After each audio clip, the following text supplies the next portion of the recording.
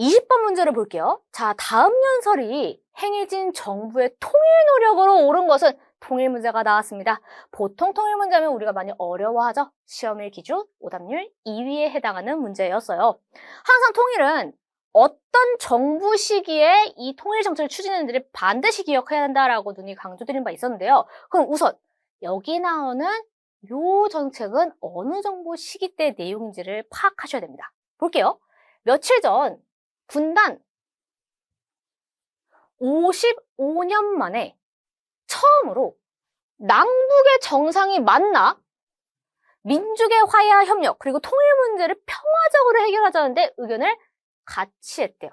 그리고 이를 7천만 민족과 전 세계에 선포했다라고 하면서 이번 저의 평양 방문은 시작에 불과하대요. 우리 민족 스스로 사상과 이념을 넘어서 남북한 7천만 민족의 안정과 번영을 위해서 협력해 나갈 것이라는 결의를 전 세계에 과시하게 되어 저는 자랑스럽게 생각합니다. 라고 나와 있어요.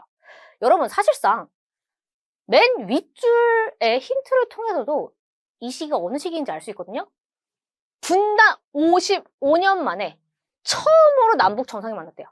그러면 제1차 남북 정상회담을 하는 거죠. 처음이니까요. 그럼 제1차 남북 정상회담이 일어났던 정부는 어떤 정부입니까? 김, 대, 중, 정부식입니다. 그래서 우리가 시험 문제를 볼 때 사료에서 최초, 처음 이런 게 결정적인 힌트가 될 수 있다는 점이 여기 나와 있어요. 그래서 1차 남북 정상회담, 김대중 정부식이다. 그러면 다음 연설에 행해진 김대중 정부의 통일 노력으로 옳은 것을 골라주시면 되는데 역시나 선지가 대체적으로 통일과 관련된 선지가 좀 많이 나왔습니다. 그러면 어떤 정부 시기인지를 이제 봐야겠죠? 1번에 정전협정을 체결을 했대요. 이건 통일 문제와 관련돼 있는 내용은 아니겠죠. 왜냐, 정전협정은 6.25 전쟁의 결과로 맺어진 것입니다. 1번 지워주시면 되고요. 이제 2번 목표가 문제인데 이번에 남북한 유엔 동시 가입이 나왔습니다. 헷갈릴 수 있지만 잘 나오는 선지가 꼭 기억을 해주셔야 돼요. 남북한이 유엔에 동시 가입을 한 시기는요. 노태우 정부 시기입니다. 노태우 정부 시기 때 통일과 관련된 정책을 정말 많이 하거든요. 그래서 약간 꼼수지만 특정 이 잘 나오는 통일 정책을 기억을 해주셨다면 만약에 좀 낯선데 익숙한 내용이 나온다. 그러면 노태우 정부 시기가 아닌가? 라고 생각을 해주셔도 좋을 것 같아요. 그래서 남북한 유엔 동시가입은 노태우 정부 시기다. 그리고 3번에 7.4 남북 공동성명을 발표했다라고 나와 있는데 이걸 좀 많이 체크를 하셨더라고요. 하지만 여러분 7.4 남북 공동성명은요. 박정희 정부 시기입니다.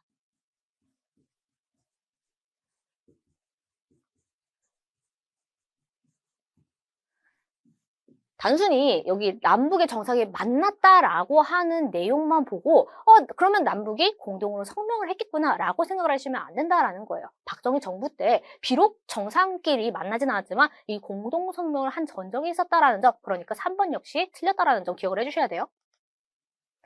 그럼 4번 볼게요. 6.15 남북 공동 선언을 체결했다. 이게 정답입니다. 그래서 4번이 김대중 정부 시기 때 실시했던 통일 노력이고요.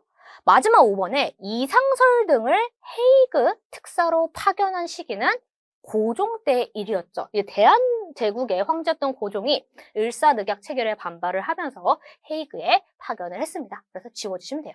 20번의 정답은 몇 번? 4번입니다. 자, 이렇게 해서 1번부터 20번에 해당하는 5월 문제를 모두 풀어봤는데요. 문제 난이도는 사실 3월과는 뭐 비슷했어요. 살짝 뭐 3월 좀 더 어렵긴 했지만 5월은 굉장히 평이하게 나온 측면이 있습니다. 다만 여러분들 대체적으로 여러분들이 조금이라도 어렵게 느껴졌거나 아니면 오답률이 높았다라고 여겨지는 문제들을 봤을 때 다 어느 부분에 속해 있는 문제였습니까? 근현대사 관련된 문제였죠. 그래서 역시나 근현대사 문제는 항상 어렵게 느껴질 수 있겠구나. 아무리 평이하게 나와도 내가 어렵게 느껴질 수 있구나라는 점을 다시 한번 상기시키면서 무조건 근현대사 부분은 시간 순서대로, 특히 잘 나오는 주제대로 여러분들이 복습을 해주셔야지 고득점 받을 수 있다는 점 기억을 해주시면서 오늘 강의는 여기서 마치도록 하겠습니다. 여러분 고생 많이 하셨어요. 안녕.